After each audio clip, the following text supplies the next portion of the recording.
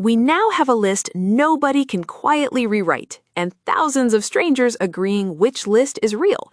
So the practical question, with no accounts, no bank, and nobody in charge, what does it actually mean to own something?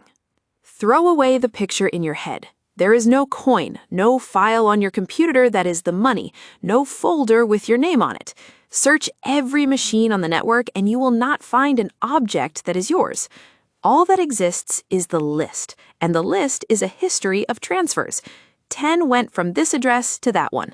4 went from there to somewhere else. Your balance is not stored anywhere. It is worked out by adding everything that came in and subtracting everything that went out.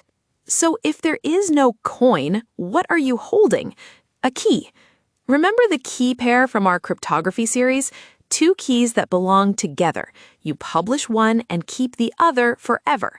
Anything signed by the private key can be checked by anybody using the public one, and only its holder could have produced it.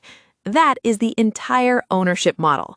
Your address, the thing you give people so they can pay you, comes from your public key, and spending is signing. To move funds, you sign a transfer with the matching private key, and the network checks that signature against the address the funds sit at. If it verifies, the transfer is valid. If not, every honest machine ignores it. Sit with how strange that is.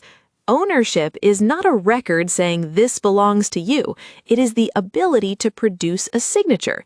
You do not possess the money. You possess the only thing that can move it.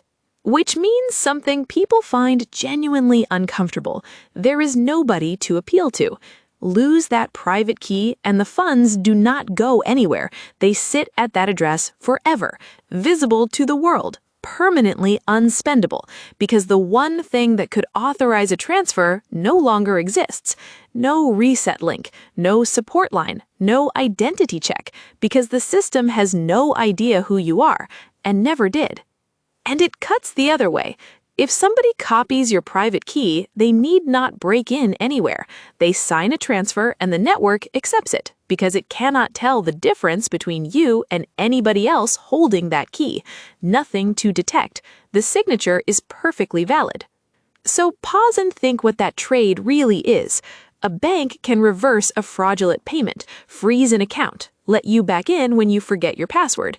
Every one of those powers exists because somebody is in charge.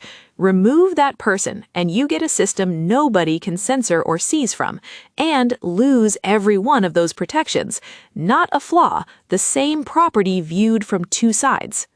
This is why so much effort goes into wallets, backup phrases, hardware devices, and schemes needing several keys at once. None of that is blockchain. It is machinery built around a very sharp edge. So here's the big picture. No coin, no account. A public history of transfers, balances calculated rather than stored, ownership defined entirely as the ability to sign. Hold the key and it's yours. Lose the key and it's nobody's forever. And with that, the machine is complete. A list nobody can rewrite, agreement without anybody in charge, ownership without accounts, which leaves the only question that matters. All of this costs enormously more than a normal database, so when is it worth it and when is it a very expensive way to do something simple? That's the finale.